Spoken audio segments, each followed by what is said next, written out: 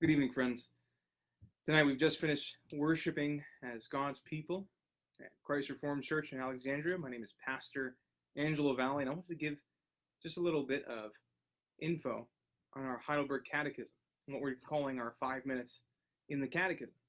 So tonight in our service, we took a few moments to look at the Heidelberg Catechism. It's a great teaching tool that's meant to guide us in how we are to live as Christians. So I want us tonight to do something very simple. Spend 5 minutes looking at 3 questions. Now, that's not a lot of time, I know, but we'll see what we can do together. So I want to read question 6 of the Heidelberg Catechism. Here's what it says. Did God create man so wicked and perverse? The answer says, no.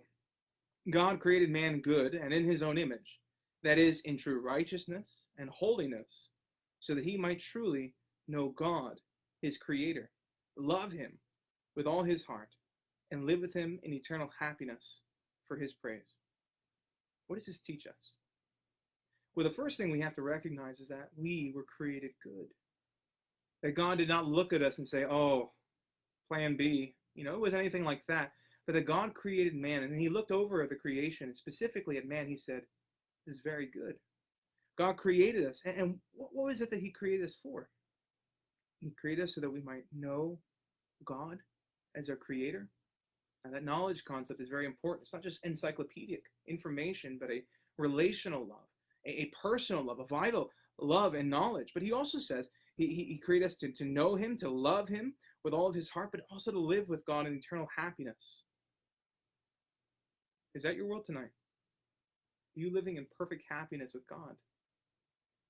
Well, I think question 7 is quite helpful in considering the answer to your question. It says in question 7 of the Heidelberg, then where does man's corrupt nature come from? If it's true that God created us good and in such a way that we could have this communion with him, this relationship with him, this vibrant, abundant life, what happened? It says in answer of question 7, where does this corrupt nature come from? From the fall and disobedience of our first parents, Adam and Eve. In paradise, fall that so poisoned our nature that we're born sinners, corrupt from conception on. A concept we really need to hold on to and recognize is that we were created good, but sin came into the world. Why is it that people sin? Why is it that people hate each other, hate God, run from him, run from the truth? Well, there's 2 reasons. First, that we were born in sin. And secondly, that we love sin. We are enticed by it. As one confession of sin says, we are fascinated with evil. And that comes from our nature, our fallen nature. And so what this means is that before the fall, before the first sin of Adam and Eve, there was perfection, holiness, we would say. But now, because of their sin, brokenness. We see that in our world very clearly, don't we? We recognize that the world is not as it should be. We look at the news. We look at our friends and our relationships. We see things that aren't as they ought to be. What is this? Is it that men and women simply follow bad examples? No. The Bible tells us that we were born corrupt, spiritually dead. Ephesians 2 goes at great lengths. Romans 3 goes at great lengths to tell us that. So if that's true, that God made us good, but because of the sin of Adam and Eve, and Adam represented us as our covenant head, and we're born into sin, what is our hope? Now we look at the third question. It says in question 8 of the Heidelberg Catechism, but are we so corrupt that we're totally unable to do any good and inclined towards all evil?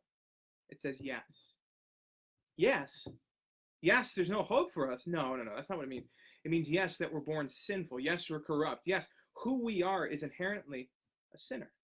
Until what happens? It says yes, unless we are born again by the Spirit of God. You see, what we need more than our next meal, more than our next breath, is the Spirit of God to take us and transform us, to take men and women who are naturally rebels, committing cosmic treason against God, and turn us into saints, turn us into people who were God haters and now God lovers, people who were hopeless in their sin but are now hopeful in the Lord Jesus Christ. I pray that as we come to this close of 5 minutes in the Catechism, that you would know something about this Christ, that you would know something about this joy and happiness that is impossible to be found in any materialistic good, but only in our King. I'll see you all next week. It's Pastor Angelo from Christ Reformed Church. God bless you all.